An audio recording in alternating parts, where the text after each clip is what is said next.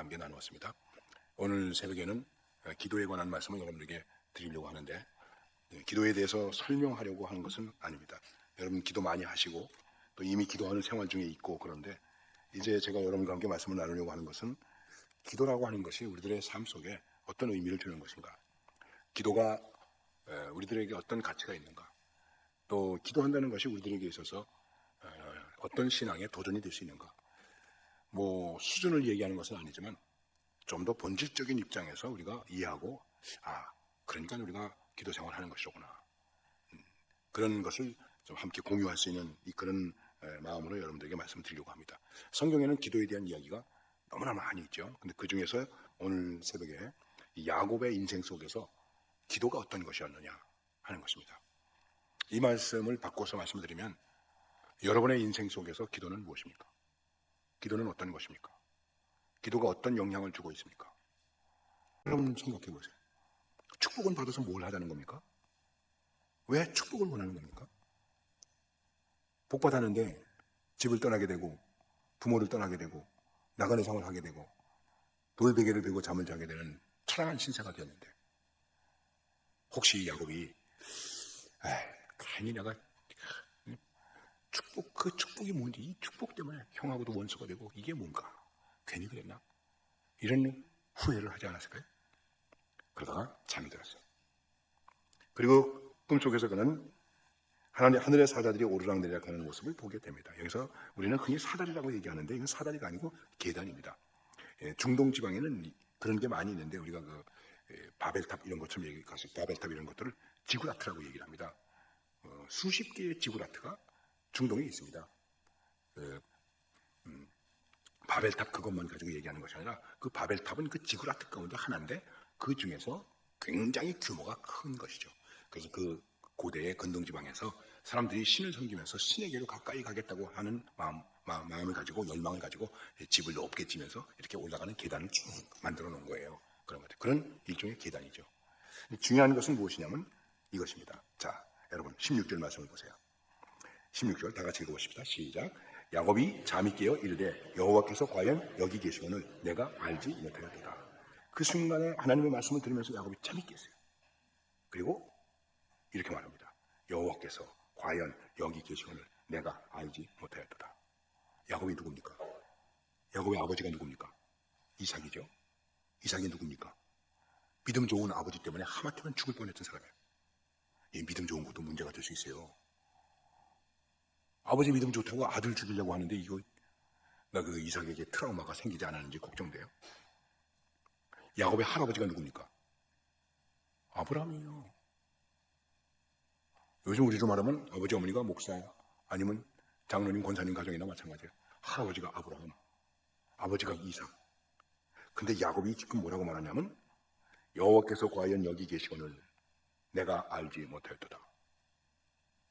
기도한다고 할 때 여러분 정말 중요하게 생각해야 돼요. 두렵게 생각해야 돼요. 야곱도 말하지 않습니까? 두렵도다. 두려워하여 말하고 있습니다. 두렵도다 이곳이. 왜요? 하나님의 임재가 있는 곳이니까. 그러니까 함부로 떠들지 말라는 거예요. 교회 안에서. 큰 소리 치지 말라는 거예요. 왜? 하나님이 여기 계시는데. 기도는 하나님의 현존 속에 들어가는 거예요. 하나님의 임재 앞에 있는 거예요. 그래서 성경이 말씀하는 겁니다. 중요한 부분에서 내가 선 땅은 거룩한 곳이니 내 발에서 신을 벗어라. 하나님의 임재 안으로 들어가는 것이기 때문에 나의 실존을 하나님의 임재 속에 들어가게 하는 거예요. 그리고 내 실존 속에 하나님의 임재를 받아들이는 거예요. 이게 보통 일입니까?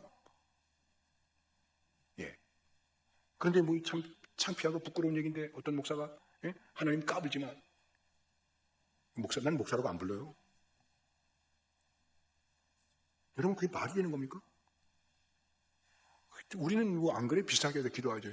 이거 안 이루어지면 나 교회 안 나올래요. 협박하면서 기도하더라고. 하나님의 임재 앞에서 하나님 앞에 협박하면서 때를 쓰면서 기도해요.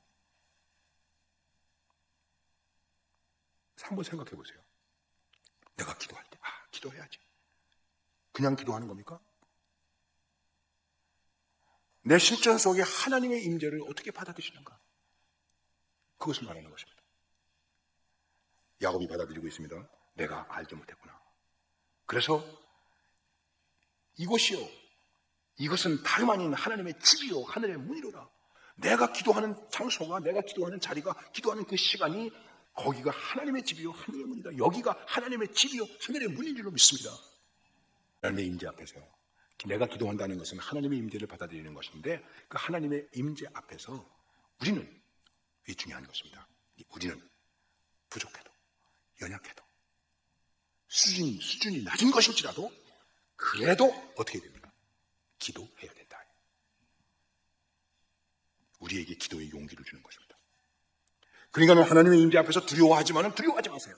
그리고 어떻게 됩니까? 하나님의 임재 앞에서 하나님을 내가 아버지로 받아들였으니까 이제는 아버지를 의지하고 그 아버지 앞에 밥 주세요, 떡 주세요, 국 주세요, 돈 주세요 기도할 수 있다는 것이죠. 그것이 자녀가 갖는, 하나님의 자녀가 갖는 기도의 특권이고 기도의 축복이라는 것이죠. 이제 야곱은 평생 이걸 가지고 사는 거예요. 2년이 지나서 야곱이 지금 고향으로 돌아가는 거예요. 고향으로 돌아가는데, 고향 집이 가까울수록 야곱에게서 풀리지 않은 숙제가 있어. 야곱의 가슴에 큰 돌이 얹혀져 있어. 그게 뭡니까? 형과의 관계 아닙니까? 에서. 이거 어떻게 하면 좋겠나? 그런데 소문에 들려오죠. 에서가 군대 400명을 거느리고 온다는 거예요. 근데 이때 야곱이 어느 정도 부자가 되는지 아십니까? 여러분 32장 13절을 보세요. 13절. 야곱이 거기서 밤을 지내고 그 소유 중에서 형 에서를 위하여 예물을 택하니, 야곱이 형에게 줄 선물이에요. 암염소가 200. 여러분 그 옛날에 암염소가 200이면 이게 좀 어려서 시골에서 자랐는데 집에 소 한 마리만 있으면 부자였어요. 소 한 마리만 있으면. 근데 암염소가 200, 이게 선물이야. 그럼 야곱이 여기 남아있는 건 얼마나 되겠습니까? 숫염소가 20이요, 암양이 200이요, 수양이 20이요, 낙타 30과 그 새끼요, 암소가 40이요, 황소가 10이요, 암나귀가 20이요, 그 새끼 나귀가 10이라. 그것을 끼로 나눠가지고 보내는 거예요. 형한테 선물로. 예, 이 주의 종이 보내는 겁니다. 그리고 보내는 거예요. 그런데 결국은 어떻게 됐습니까? 24절에서 그 23절 보면 그들을 인도하여 시내를 건너게 하며 그의 소유도 건너가게 하고 야곱은 홀로 남았더니, 창세기 28장에서 기도한 대로 먹을 것과 떡과 입을 것과 이게 그냥 그런 정도가 아니라 아예 갑부가 된 거예요. 그리고 부인도, 이게 좋은 건지 나쁜 건지 모르겠지만, 네 사람이 됐어요. 이거 축복인가요? 저주인가요? 여러분 잘 판단하세요. 예, 결혼도 속임수를 당하지 않았습니까? 그 다음에 아직 베냐민이 태어나기 전이니까 자녀가 아들 11명, 딸 하나, 딸 디나. 그러니까 기도가 응답이 된 거죠. 근데 어떻게 됐습니까? 홀로 남았더니, 부자가 됐는데, 갑부가 됐는데, 족장이 됐는데, 기도의 응답이 됐는데 홀로 남게 되었다. 예, 왜 이렇게 되었을까요? 돈이 함께 할 수 있을까요? 자식이 함께 할 수 있을까요? 다 건너가고 야곱은 홀로 남았더니 결국은 어떻게 되겠습니까? 홀로 남게 되는 거예요. 이거를 길가르들은 단독자라고 얘기하는 거예요. 그리고 어떻게 합니까? 기도하게 된 것이죠. 기도는 하나님의 실전 앞에서 단독자가 되는 거예요. 제가 도와줄 수 있을까요? 도와줄 수 없어요. 홀로 남는 거예요. 이거 받아들이세요. 다 갔네. 가을이 되면 쓸쓸하죠. 이별의 노래를 부르죠. 기러기 우러에 있는 하늘고 말리거든. 산천에 눈이 쌓인 어느 날 밤에 촛불을 밝혀두고 홀로 울리라. 너도 가고 또 나도 가야지. 이게 인생이에요. 거기 돈이 함께 하겠습니까? 뭐 어떡하겠습니까? 중요한 거예요. 그런데 우리가 여기서 깨달을 것이 하나 있습니다. 하나님 앞에 홀로 있게 되었어요. 여러분 기도할 때는 철저하게 하나님 앞에서 단독자가 되어야 돼요. 예. 철저하게 단독자가 되어서 하나님하고 씨름을 하는 거예요. 씨름했다는 말은 그냥 씨름이라고 그러니까 그 영어 성경의 표현은 레슬링을 했다고 그래요. 하나님과 레슬링을 하듯이 기도했어요. 근데 이 기도하면서 이제 문제가 생겼죠. 하나님의 사자라고 얘기하기도 하고 천사라고 얘기하는데 야곱이 뭐라 그럽니까? 나 좀 놔줘라, 내가 가야 되겠다 그러니까 당신이 내게 축복하지 아니하면 가게 하지 아니하겠나이다. 아직도 축복 사용하고 있네. 그러면 무슨 축복을 말하는 것일까요? 처음에는 형권을 가지고 싶어서 형권 가졌잖아요. 그 다음에는 나그네가 돼서 뭐 집 주세요, 떡 주세요, 밥 주세요. 그래서 다 지금 떡, 밥, 집 다 줬잖아요. 풍성하게 됐잖아요.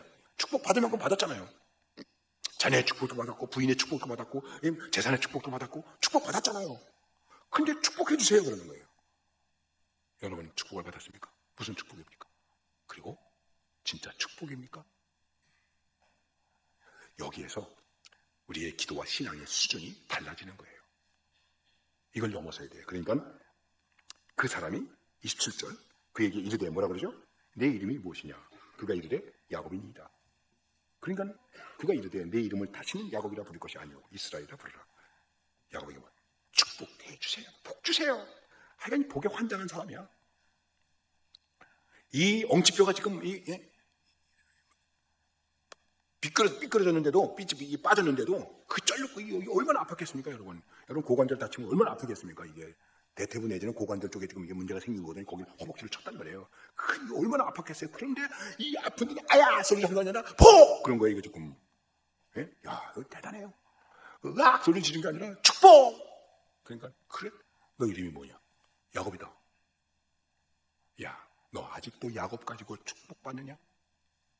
만 네 인생의 문제는 네가 야곱으로 복받은 것 때문에 문제가 된 거야. 이걸 우리가 깨달아야죠. 여전히 야곱으로 있으면서 야곱의 기질을 가지고 있으면서 세상의 기질을 가지고 있으면서 예전의 기질을 가지고 있으면서 그걸 가지고 자꾸만 복 주세요, 복 주세요, 복 주세요. 왜 복을 안 줍니까? 이렇게 기도하고 복 타령하고 있는 그리스도인들이 현대 교회의 크리스찬이 아닐까? 여러분에게서 축복은 무엇입니까? 야곱. 그래, 내 이름 뭐야? 야곱. 야곱으로 축복이 뭐냐? 야, 그거는 안 돼. 다시는 야곱이라고 부르지 말고 이스라엘이라고 부르라. 이름, 그냥 단순히 이름이 바뀐 겁니까? 야곱은 속이다, 발뒤꿈치를 잡았다, 딴지 걸다 그런 뜻이 있어요. 이제 이스라엘은 하나님과 겨루어 이겼다. 완전히 가치와 수준이 달라지잖아요. 그러면 야곱이 하나님을 이긴 겁니까? 손주하고 할아버지하고 씨름하면 할아버지가 져요. 그렇죠? 어이구, 그리고는 우리 손주 많이 컸네. 야, 힘이 세네. 팔찌를 오면 져요. 할아버지가 사랑 때문에 손주한테 지잖아요. 이게 그 얘기예요. 네. 하나님이 져주신 거예요.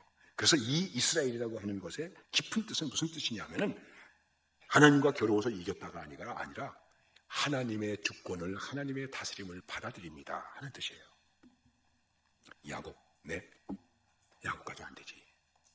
이제는 나의 다스림을 받아들여라. 그거예요. 이제는 하나님의 다스림을 받아들입니다. 그것이 뭘까요? 이것을 주님의 기도와 연결하면 내 뜻대로 마옵시고 아버지의 뜻대로 하옵소서. 우리의 기도가 거기까지 갈 수 있어야 돼요. 예.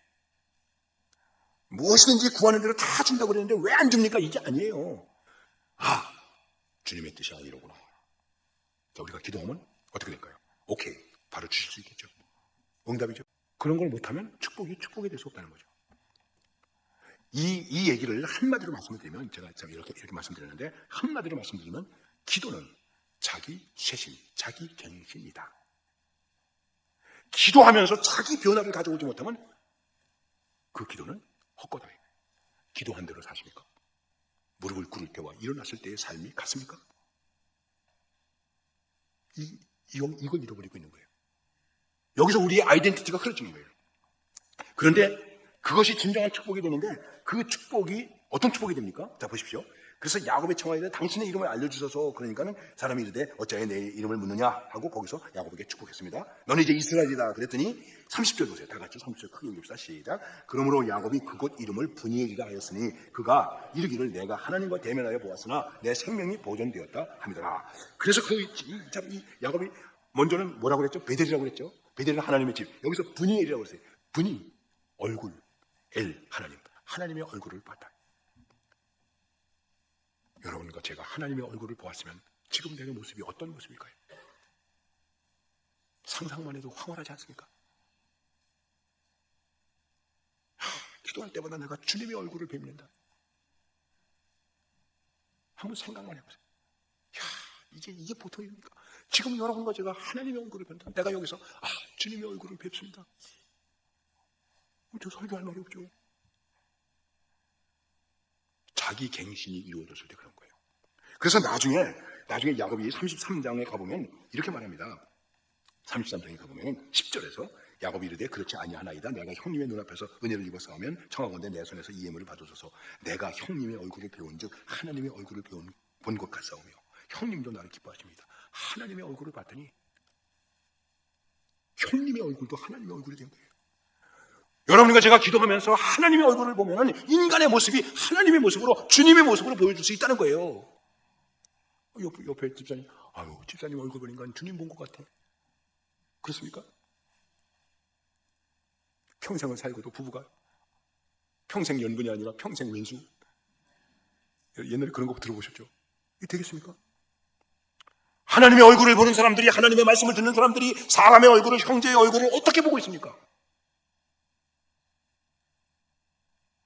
자기 갱신, 자기 혁신, 자기 쇄신. 그래서 이렇게 됐어요. 그런데 보십시오.